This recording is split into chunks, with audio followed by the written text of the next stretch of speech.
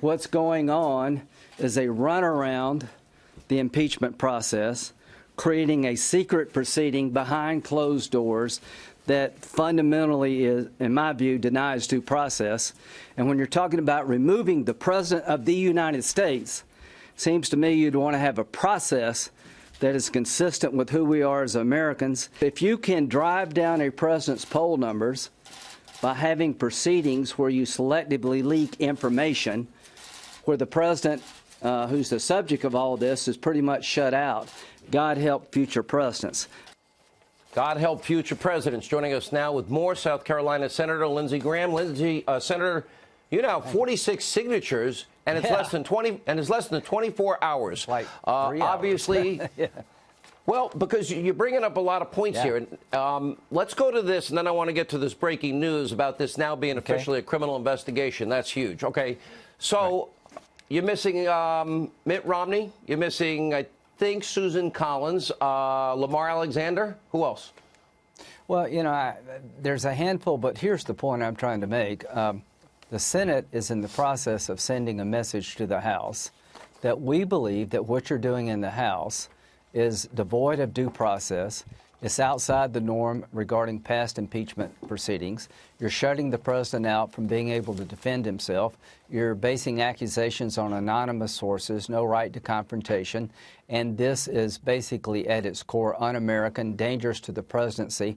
They took an impeachment inquiry vote, and 300 people, I believe it was, voted against opening up a formal impeachment inquiry. They lost. Now they're trying to run around transparency. They're going to the backdoor process, and it should scare every American.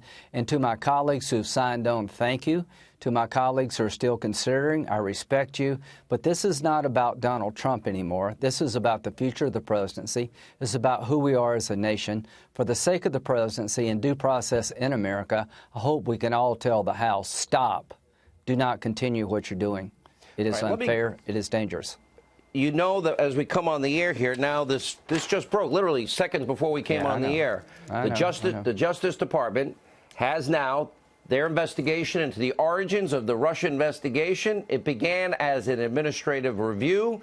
It is now officially a criminal investigation. Even the New York Times acknowledges what this means. That means that we know, in this case, John Durham, it gives him the ability as prosecutor, the power to subpoena, the power for witnesses, testimony, documents, to impanel a grand jury, to file criminal charges. And by the way, we know about Mr. Durham's reputation, widely respected. This is in the New York Times, and veteran prosecutor who has investigated CIA torture, broken up mafia rings, could help insulate the attorney general from any accusations. Of course, the deep state wants to go after him, as the New York Times, that he would be doing the president's bidding. It looks like the rule of law is beginning to slowly grind to a conclusion.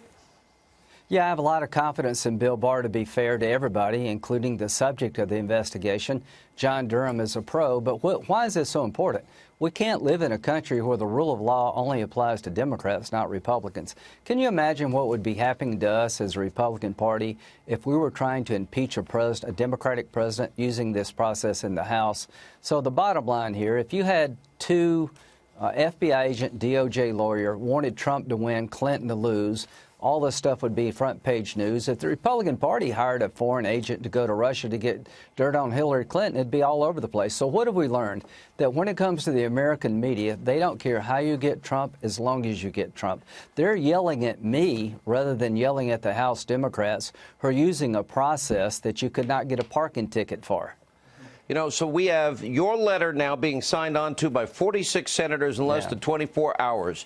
We now have the breaking news that the Justice Department investigation into the origins of this witch hunt has now taken a dramatic level of seriousness with real subpoena power and real ability to charge people. We also have, just breaking again in the last hour, the Inspector General report, a letter from the Inspector General, Michael Horowitz, on FISA abuse will now soon be released to the public with very few redactions.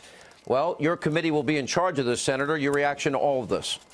Well, I will be calling Horowitz before the country as a whole to let him go through his report, tell us what happened with the FISA warrant application. Was the counterintelligence investigation properly opened? Was there any wrongdoing by DOJ and the FBI? Somebody's got to watch those who watch us. But here's what you can't fix. You can't unring a bell.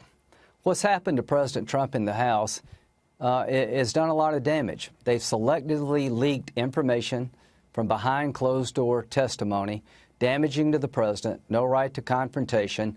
They're making him look guilty in a process that no American should tolerate for any other American.